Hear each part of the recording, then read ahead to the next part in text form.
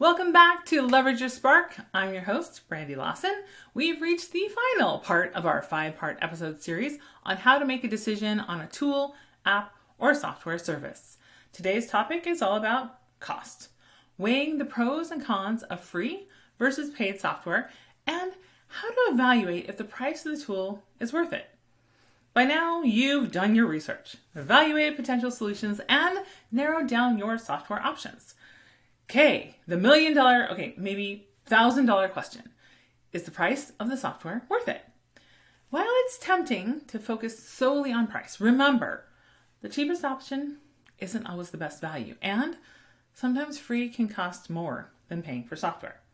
So this is a key step in your purchase decision to determine if the cost of that new app, tool, or software service is worth it. That is why it's essential to consider the value it brings first to your business beyond just the price tag. But picture this.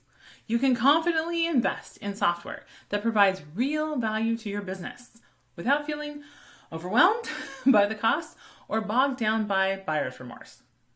With the right evaluation, this can be your reality. So let's talk through a couple key considerations when assessing the price of the software, assuming you've done the first 4 steps first.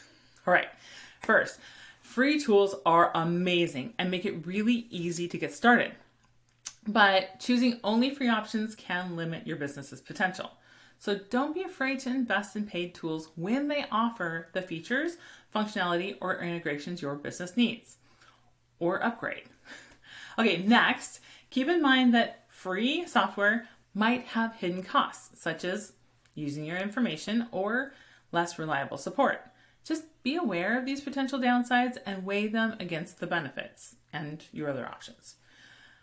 Then, most software is subscription-based, and small monthly fees can be attractive over higher annual costs. However, be sure to track all the software you're paying for to avoid overspending or paying for tools you don't use that are collecting digital dust.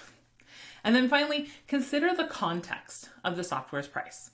It might use a per seat pricing model, so think about how the cost can change as your team grows. In some cases, the software might replace the need for another employee, so you can consider weighing the cost of hiring versus the cost of using the software.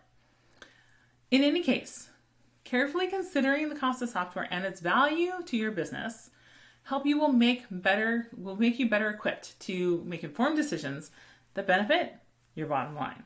And remember, the cheapest option isn't necessarily the best choice. It's about finding that balance between the cost and the value and knowing the value first. So this concludes our 5-part series on making a decision when it comes to tools, apps, and software services. Hopefully these episodes are valuable to you and are already helping you make confident, informed choices for your business.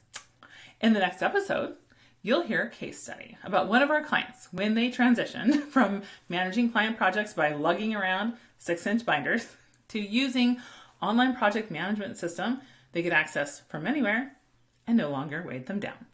If you enjoyed this episode, head on over to leverageYourSpark.com to subscribe, leave us a review, or share with a friend.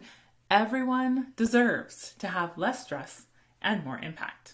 I'll see you in the next episode, and until then, keep leveraging your spark to ignite possibility.